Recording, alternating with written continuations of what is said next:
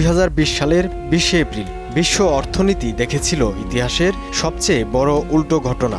আধুনিক জ্বালানি বাজারে সব সমীকরণ ও গাণিতিক হিসাবকে ভুল প্রমাণ করে সেদিন তেলের দাম নেমে গিয়েছিল শূন্যের নিচে।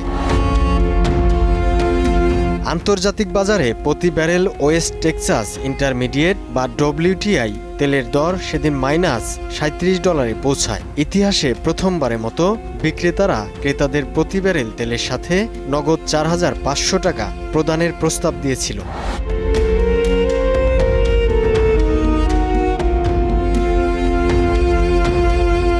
মূলত করোনা মহামারীর কারণে সৃষ্ট বৈশ্বিক লকডাউন ছিল এই পরিস্থিতির প্রধান কারিগর।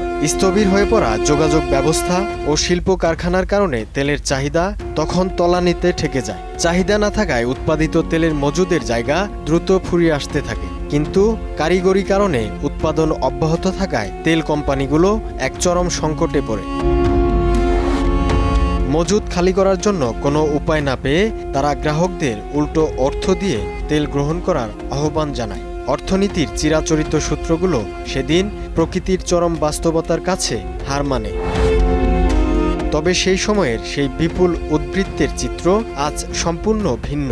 বর্তমানে মধ্যপ্রাচ্যের ভূরাজনৈতিক উত্তেজনা বিশ্বকে পুনরায় এক চরম জ্বালানি সংকটের মুখোমুখি দাঁড় করিয়েছে। লোহিত সাগর ও হরমুজ প্রণালীর মতো গুরুত্বপূর্ণ জলপথে নিরাপত্তা ঝুঁকির কারণে তেলের সরবরাহ ব্যবস্থা এখন চরমভাবে বিঘ্নিত।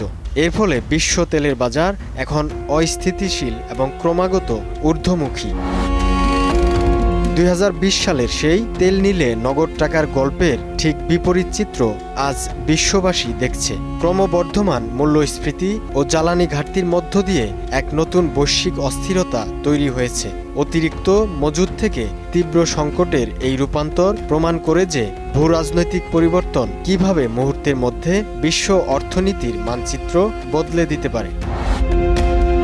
তেল বাজারের এই ঐতিহাসিক উত্থান পতন স্পষ্ট করে দেয় যে বিশ্ব অর্থনীতি এখনও জীবাশ্ম জ্বালানির ওপর কতটা স্পর্শকাতরভাবে নির্ভরশীল। ভবিষ্যতে এই ধরনের বিপর্যয় এড়াতে বিকল্প জ্বালানি ও আন্তর্জাতিক সহযোগিতার গুরুত্ব এখন সময়ের সবচেয়ে বড় দাবি।